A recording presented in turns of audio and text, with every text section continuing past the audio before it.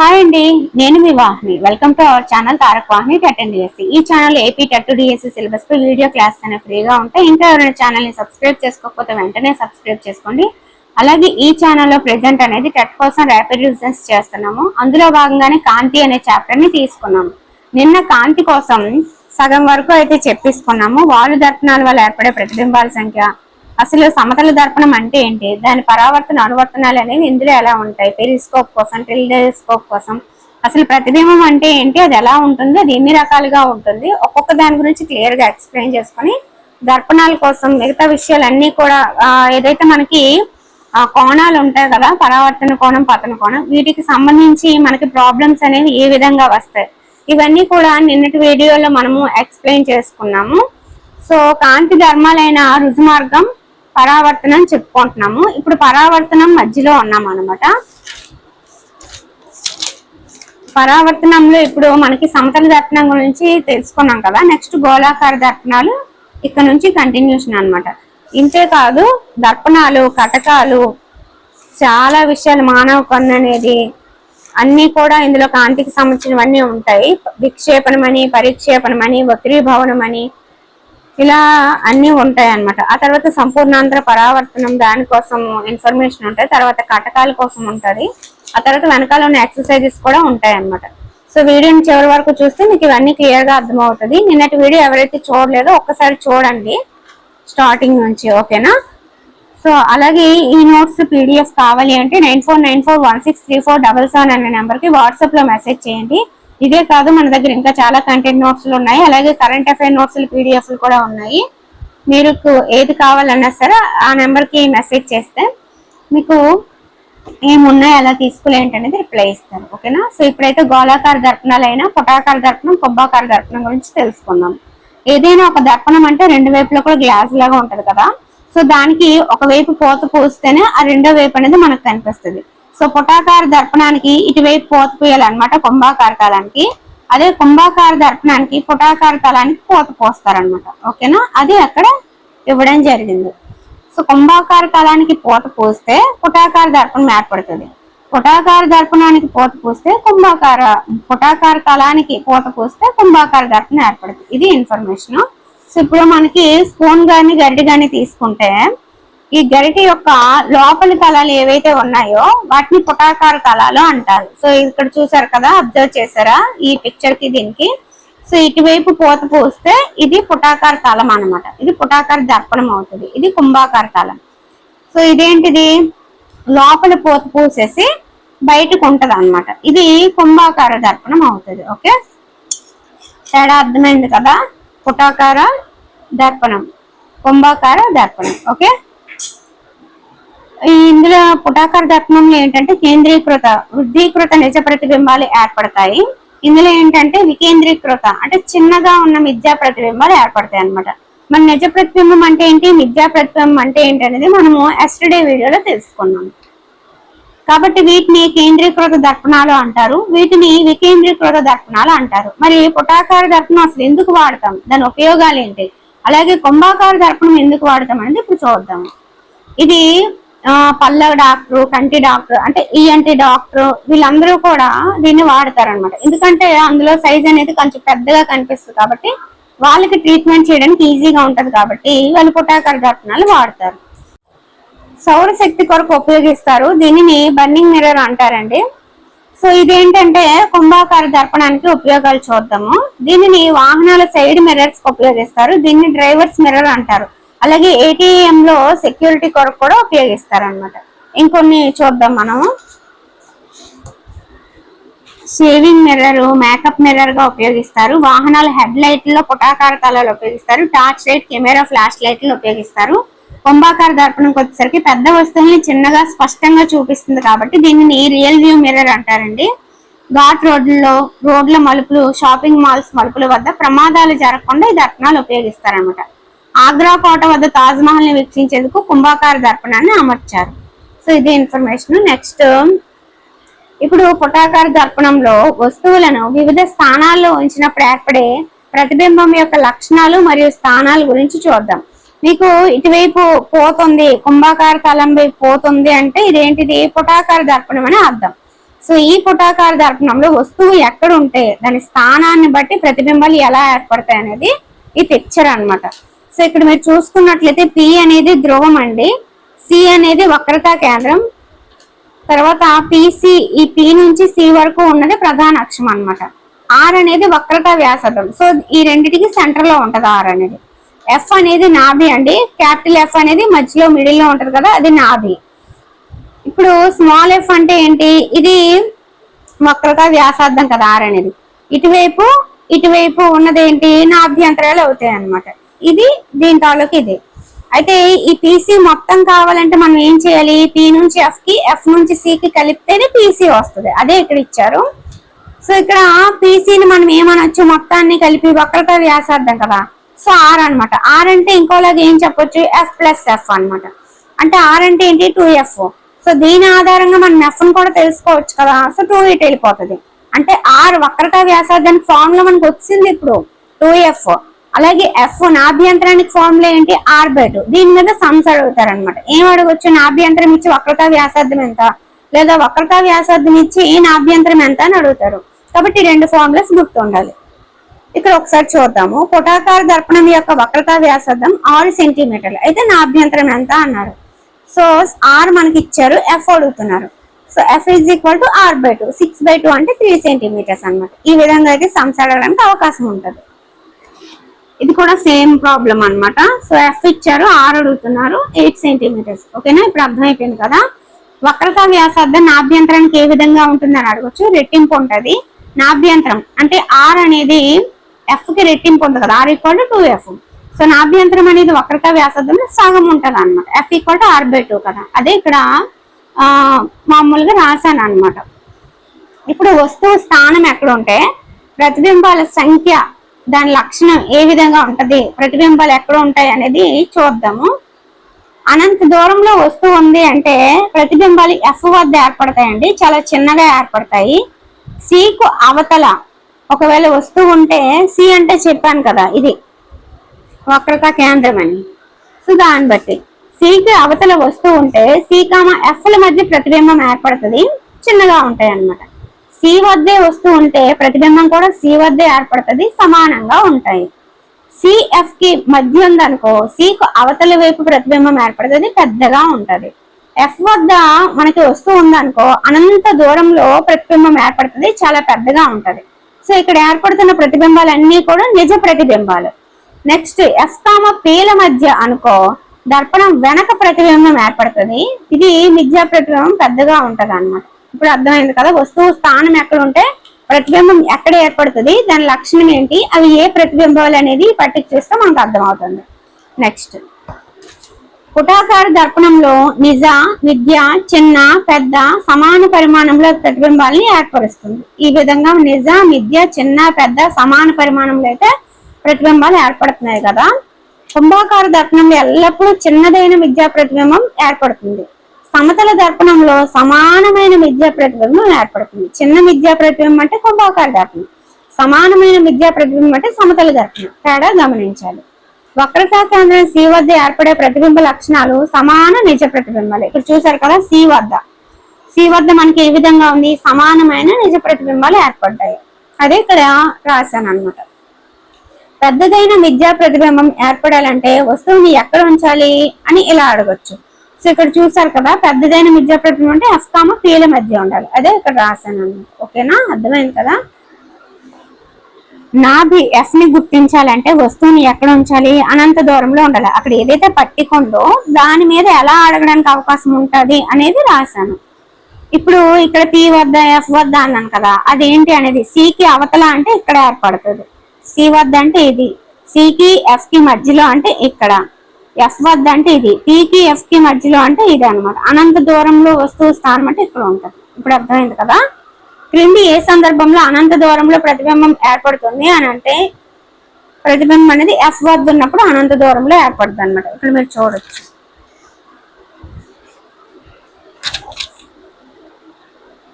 అనంత దూరంలో ఎప్పుడు ఏర్పడింది, U = F వద్ద ఉన్నప్పుడు ఏర్పడింది. ఓకేనా, ఇవి కూడా గుర్తు పెట్టుకోవాలన్నమాట. ఓకేనా, అర్థమైంది కదా.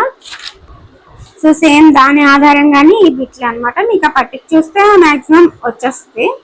ఇప్పుడు ప్రాబ్లమ్స్ ఏ విధంగా అడగవచ్చు. పుటాకార దర్పణం యొక్క వక్రత వ్యాసార్థం మీకు చెప్పాను కదా, ఆర్ ఇచ్చి ఎఫ్ అడుగుతారు, ఎఫ్ ఇచ్చి ఆర్ అడుగుతారు ఇలా అని చెప్పి. సో అదే ఇక్కడ దాని మీద కొన్ని క్వశ్చన్స్ అడగడం జరిగింది. అలాగే 50 సెంటీమీటర్ల దూరంలో ఉంచడం అంటే సికి అవతల ఉండనట్లు ప్రతిబింబం ఎక్కడ ఏర్పడద్ది, ఇలాంటివి మనకు అడుగుతారు. సో చూసి నోట్ చేసుకోవడానికి ట్రై చేయండి. అర్థమైంది కదా. వస్తువుని 20 సెంటీమీటర్ల దూరంలో ఉంచాడు, వక్రత వ్యాసార్థం 40 అంటే 20, అటు 20 ఇటు 20 కదా, ఇది అర్థమైంది. తర్వాత ఏం చెప్పాడు, వస్తువుని ప్రతిబింబ స్థానం మరియు లక్షణం ఏంటని అడిగారు. సో మొత్తం 40 అన్నారు, 20 సెంటీమీటర్ల దగ్గర ఉంచామన్నారు. అలా ఉంచినప్పుడు ఎఫ్ దగ్గర ఉంచినట్లు అర్థం అనమాట, అంటే మిడిల్ లో ఉంచినట్టు అర్థం. ప్రతిబింబం అనంత దూరంలో ఏర్పడుతుంది. సో ఇదే అనమాట. జస్ట్ ఆ పట్టికని మరియు గుర్తు పెట్టేసుకుంటే ఇలా ఏం అడిగినా సరే మీరు చేయగలరు. అర్థమైంది కదా. నెక్స్ట్,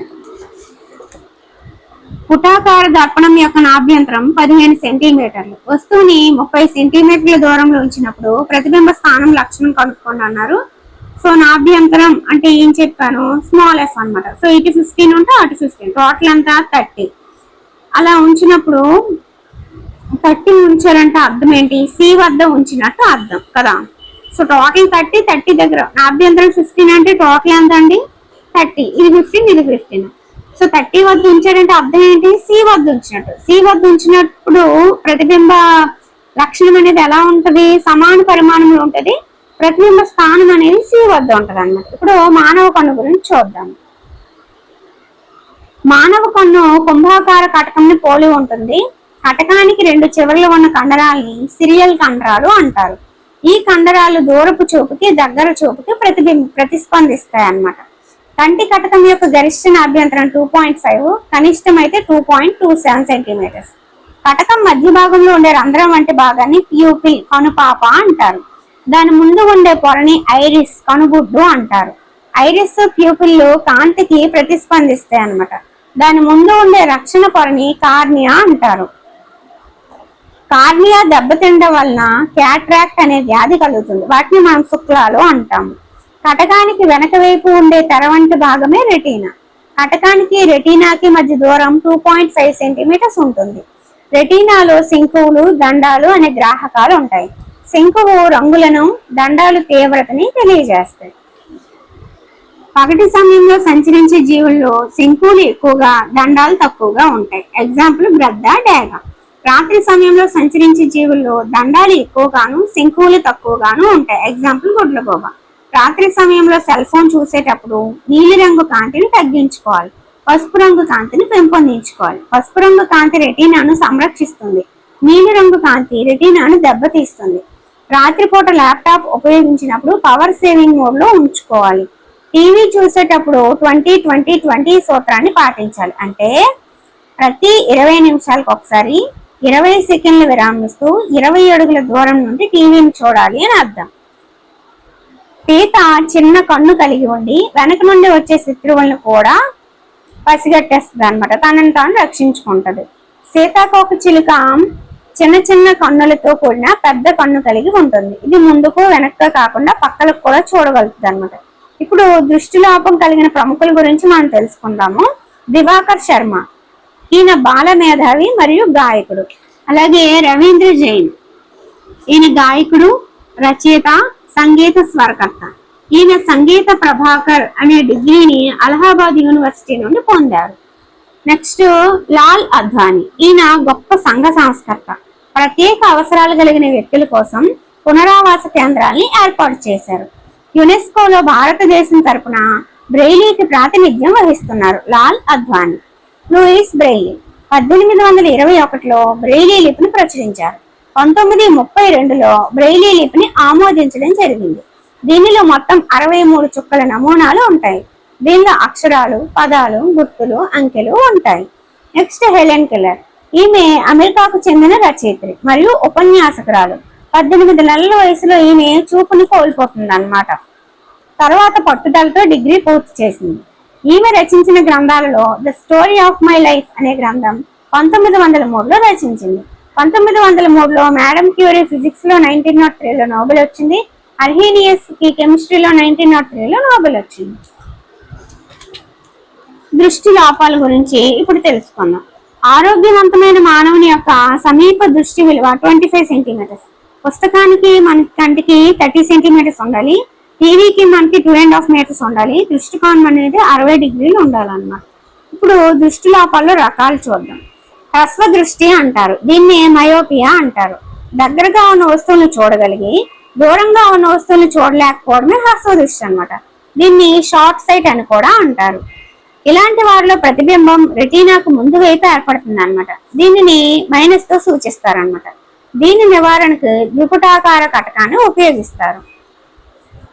దీర్ఘ దృష్టి చూద్దాం. దూరంగా ఉన్న వస్తువులను చూడగలిగి దగ్గరగా ఉన్న వాటిని చూడలేరు వీళ్ళు. దీన్ని లాంగ్ సైట్ అంటారు. వీరిలో ప్రతిబింబం రెటీనాకు వెనక వైపు ఏర్పడుతుంది. దీన్ని ప్లస్ తో సూచిస్తారు. దీని నివారణకి ద్వికుంభాకార కటకాన్ని ఉపయోగిస్తారన్నమాట. ఇప్పుడు చత్వారం అంటే ఏంటో చూద్దాం. వయసుతో పాటు కంటి చూపు తగ్గిపోయే దృష్టి లోపాన్ని చత్వారం అంటారు. కంటిలోని సిరేరీ కండరాలు దెబ్బతినడం వలన ఈ దృష్టి లోపం ఏర్పడుతుంది. మీరు దగ్గర చూపుని మరియు దూరపు చూపుని రెండింటిని చూడలేరు. దీన్ని ప్లస్ ఆర్ మైనస్ తో సూచిస్తారనమాట. దీని నివారణకు ద్వినాభ్యంతర కటకాన్ని ఉపయోగిస్తారు. ఇప్పుడు అసమ దృష్టి ఏంటో చూద్దాం. అడ్డు వరుసలను మరియు నిలువు వరుసలను చూడలేని గుర్తించలేని దృష్టిలోపం అసమ దృష్టి. దీని నివారణకి స్తూపాకార కటకాన్ని ఉపయోగిస్తారు. నెక్స్ట్ వర్ణాంధత్వం. కంటిలోని కోణులు దెబ్బతినడం వలన ఈ దృష్టిలోపం ఏర్పడుతుంది. వీరు ప్రాథమిక రంగులైన రెడ్, బ్లూ, గ్రీన్ ని చూడలేరు. రేచీకటి. రాత్రి సమయాల్లో కంటి చూపు కనబడకపోవడం ఇది విటమిన్ ఏ లోపం వల్ల వస్తుంది. కటక సామర్థ్యం. కటక నాభ్యంతరం యొక్క విలోమాన్ని కటక సామర్థ్యం అంటారు. దీనికి ప్రమాణం డైఆప్టర్స్. ఏం చెప్పాను? కటక సామర్థ్యం అంటే నాభ్యంతరానికి విలోమం అని చెప్పాను. నాభ్యంతరం అంటే ఏంటి? Small F. కటక సామర్థ్యాన్ని దేనితో సూచిస్తారు? P. P is equal to 1/f metres అనమాట. సో 1 మీటర్కి 100 సెంటీమీటర్లు కాబట్టి P equal to 100/f centimetres అని కూడా రాసుకోవచ్చు. అంటే వాళ్ళు అక్కడ క్వశ్చన్ లో సెంటీమీటర్స్ ఇస్తున్నారా మీటర్స్ ఇస్తున్నారా అనే దాన్ని బట్టి రెండింటిని మీరు అప్లై చేసుకోవాల్సి ఉంటది అనమాట. సో దీని మీద కూడా మనకి బిట్లాడడానికి అవకాశం ఉంటుంది. 20 సెంటీమీటర్ల నాభ్యంతరం గల కటకానికి సామర్థ్యం ఎంత అని అడగొచ్చు. ఓకే, ఒక వ్యక్తి కంటి డాక్టర్ ని సంప్రదించినప్పుడు కంటి డాక్టర్ అతనికి గల దృష్టి లోపాన్ని -2D గుర్తిస్తే ఏంటి? మైనస్ అంటే ఏం చెప్పాను? హ్రస్వ దృష్టి. అదే ప్లస్ అయితే దీర్ఘ దృష్టి. ప్లస్ ఆర్ మైనస్ అయితే చత్వారం. ఇలా మనము గుర్తించాలి. ఈ విక్షేపణం అయిపోతే ఆపేద్దాం, ఎందుకంటే మొత్తం ఒకేసారి అయితే కన్ఫ్యూజ్ అవుతారని చెప్పి గ్యాప్స్ ఇస్తున్నాను అనమాట. విక్షేపణం మీద ప్రయోగాలు చేసిన శాస్త్రవేత్త న్యూటన్. తెలుపు రంగు కాంతి ఏదైనా ఒక తలం గుండా ప్రయాణం చేసి 7 రంగులుగా విడిపోవడమే విక్షేపణం అనమాట. ఎరుపు రంగుకు వేగం, తరంగ దైర్ఘ్యం ఎక్కువ. పౌనఃపున్యం పరిక్షేపణం వక్రీభవన గుణకం విచలనంకి తక్కువ అనమాట. ఎరుపు రంగుకు వేగం, తరంగ దైర్ఘ్యం ఎక్కువ. పౌనఃపున్యం పరిక్షేపణం వక్రీభవన గుణకం విచలనాలు తక్కువగా ఉంటాయి. ఏ రంగుకి? ఎరుపు రంగుకి. ఎరుపు రంగుకి ఏం ఎక్కువ ఉంటాయి, ఏం తక్కువ ఉంటాయి అనేది కూడా గుర్తు పెట్టుకోండి. విక్షేపణం అంటే ఏంటి? తెలుపు రంగు కాంతి 7గా విడిపోవడమే విక్షేపణం. ఇప్పుడు చూసారా, తెలుపు రంగు కాంతి అనేది వెళ్ళి విడిపోయింది. అదే విబ్జిఆర్ అన్నమాట. ఓకే, ఇంద్రధనుస్సు ఏర్పడుతుంది. ఇప్పుడు ఊదా రంగుకి వేగం, తరంగ దైర్ఘ్యం తక్కువ, మిగతావన్నీ ఎక్కువ. నేను ఎరుపు రంగుకి ఇవి ఎక్కువ ఇవి తక్కువ అని చెప్పాను కదా. సో ఊదా రంగుకి ఆపోజిట్ లో ఉంటది అన్నమాట.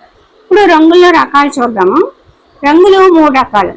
ఒకటి ప్రాథమిక రంగులు, గ్రీన్, బ్లూ, రెడ్. 2 గౌణ రంగులు. 3 సంపూరక రంగులు. మరి గౌణ రంగులు ఏంటి?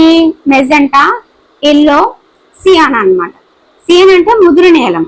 ఓకే, ఇవి గౌణ రంగులు. ఆ రెండింటిని మిక్స్ చేస్తే వచ్చినవి సంపూరక రంగులు అన్నమాట. సో ఇప్పుడు ఆర్ని సిని కలిపామనుకో, పక్క పక్క ఉన్నవి సంపూరకాలు అవుతాయి అన్నమాట. సో ఒక రంగుకి ఏ రంగును కలిపితే తెలుపు రంగు వస్తుందో అవి ఒకదానికొకటి సంపూరకాలు అవుతాయి. అంటే జీకి మెజెంటా సంపూరకం, బ్లూకి ఎల్లో సంపూరకం, రెడ్ కి సియాన్ సంపూరకం. అంటే ఈ 2 పక్క పక్క ఉన్న కలిపితే వైట్ రంగు వస్తుంది అనమాట, తెలుపు రంగు వస్తుంది. సో అవి ఒకదానికొకటి సంపూరకాలు అనమాట. ఇప్పుడు అర్థమైంది కదా. ఇప్పుడు సంపూరక రంగులు ఏంటో చూద్దాము. బ్లూ రెడ్ కలిపామనుకో ఎం వస్తుంది. ఓకే, గ్రీన్ రెడ్ కలిపామనుకో ఎల్లో వస్తుంది. అలాగే BG కలిపామనుకో సి వస్తుంది అనమాట. ఇలా మనకి పక్క పక్కన ఉన్నవి కలిపితే ఆపోజిట్ లో పైకి ఉన్నది విడిగా ఉన్నది వస్తుంది అనమాట. బాక్స్ లో లేనిది వస్తుంది. అర్థమైంది కదా? ఈ రెండు కలిపితే ఇది వస్తుంది, ఈ రెండు కలిపితే ఇది వస్తుంది, ఈ రెండు కలిపితే ఇది, ఈ పైది కిందది కలిపితే మధ్యలో వస్తుంది అనమాట. అర్థమైంది కదా? పక్క పక్కన ఉన్నవి ఏమవుతాయి, ఒకదానికి ఒకటి సంపర్కాలు, ఎందుకంటే ఆ పక్క పక్కన ఉన్నవి కలిపిస్తే మనకు వైట్ రంగు వస్తుంది కాబట్టి. ఓకే, సో ఇక్కడితో అయిపోయింది. నెక్స్ట్ వీడియోలో మనము పరిక్షేపణం, వక్రీభవనం, సంపూర్ణాంతర పరావర్తనం, వెనకాల ఉన్న ఎక్సర్సైజెస్, స్నెల్ నియమము, అలాగే కటకాలకి సంబంధించిన ఇన్ఫర్మేషన్ కూడా తెలుసుకున్నాం. ఓకే అండి, ఈ వీడియో మీ అందరికీ నచ్చిందని అనుకుంటున్నాను. నచ్చితే లైక్ చేయండి, వీలైతే మీ ఫ్రెండ్స్కి షేర్ చేయండి. అలాగే పీడిఎఫ్ కావాలి అంటే 9494163477 అనే నెంబర్కి వాట్సాప్లో మెసేజ్ చేయండి. Okay friends, thank you.